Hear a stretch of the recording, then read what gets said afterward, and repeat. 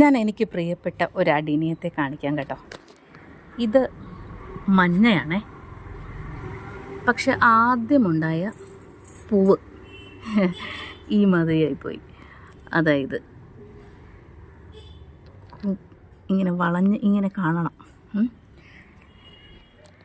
ഒരു കൂട്ടം, എനിക്ക് സിംഗിൾ പെറ്റൽസാണ് കൂടുതൽ ഇഷ്ടം. അങ്ങനെ ഞാൻ ഒരു 10 വെറൈറ്റി സിംഗിൾ പെറ്റൽസ് ഒരുമിച്ച് വാങ്ങിയതാണ്. വാങ്ങിയിട്ട് ഒരു 2 വർഷമൊക്കെ ആയി.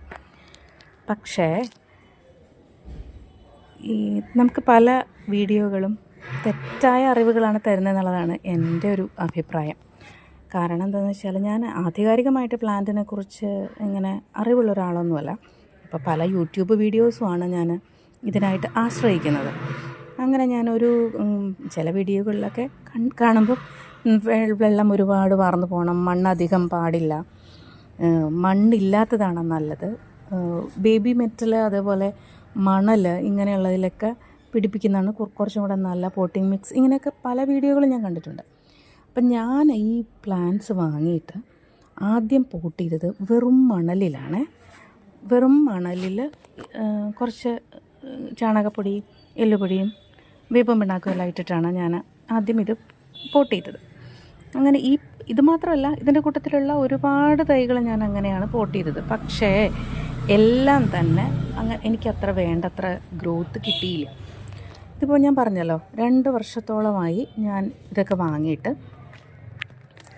ഈ വർഷം ഇതിങ്ങനെ മുരടിച്ച് നിൽക്കുമായിരുന്നു. അപ്പം ഞാനൊന്ന് പ്രൂൺ ചെയ്തു. കണ്ടില്ലേ, പ്രൂൺ ചെയ്ത് സാഫൊക്കെ തേച്ചു. അതിനുശേഷം പ്രൂൺ ചെയ്യുമ്പോഴും ഞാൻ വേണ്ടത്ര നല്ലൊരു പുതിയ പോട്ടിംഗ് മിക്സിലേക്ക് ഞാൻ മാറ്റിയിട്ടുണ്ടായിരുന്നില്ല.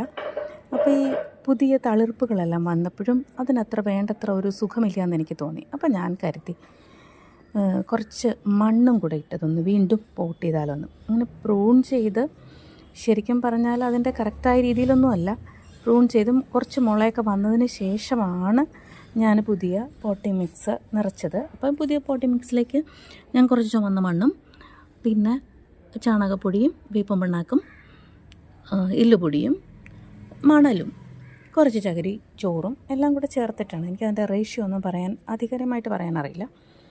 അങ്ങനെയാണ് ഞാൻ ഈ പോട്ടിംഗ് മിക്സ് ഉണ്ടാക്കിയത്. അതിലേക്ക് പോട്ട് ചെയ്തതിന് ശേഷം ശരിക്കും പറഞ്ഞാൽ വ്യത്യാസം ഉണ്ടായിട്ടോ. ഈ ഇലകൾക്കൊക്കെ കുറച്ചും കൂടെ നല്ലൊരു ഗ്രീൻ ടിൻറ്റ് വന്നു, മൊട്ട് വന്നു, പൂക്കൾ വന്നു. അപ്പം എനിക്കൊരു കാര്യം മനസ്സിലായി, അടീനിയത്തിന് കുറച്ച് വെറും മണൽ മാത്രം പോരാ, മണലും വളവും മാത്രം പോരാ, കുറച്ചൊരു മണ്ണും കൂടെ ഉണ്ടെങ്കിൽ നന്നായിട്ട് വളരുമെന്ന് എനിക്ക് തോന്നി. അപ്പോൾ ഇതാണ്.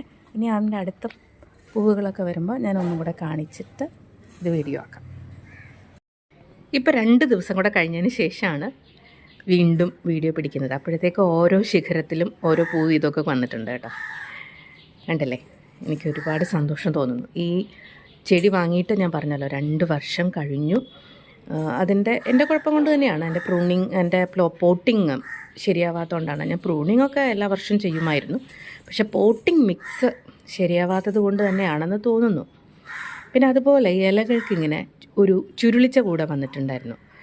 അതിന് ഞാൻ ഒരു മരുന്ന് അടിച്ചു കേട്ടോ. അതും ഇപ്പോൾ ചെയ്തായിരുന്നു. എന്തിൻ്റെ എഫക്റ്റാണെന്നറിയില്ല, എന്നാലും ഇപ്പോൾ ഇത്രയും പൂക്കളൊക്കെ ആയി. അധികം പൂക്കളെന്ന് പറയാനില്ല, പക്ഷെ മുട്ടുകളുണ്ട്. ഇനി അത് നല്ല പോലെ എല്ലാം വിരിഞ്ഞ്, ഇതൊന്നും എല്ലാ സമയവും ഒരേപോലെ വിരിഞ്ഞ് നിൽക്കില്ല. അങ്ങനെ വന്ന് നല്ല ഭംഗിയായിരിക്കും അതിന്. പക്ഷെ ഇനിയും ചെടിക്ക് വളർച്ച വേണ്ടി വരുമായിരിക്കും. അത് അങ്ങനെ ആയിക്കഴിഞ്ഞാൽ നിറയെ പൂക്കളൊക്കെ ഇടുമ്പോൾ വേറൊരു വീഡിയോ ചെയ്യാം.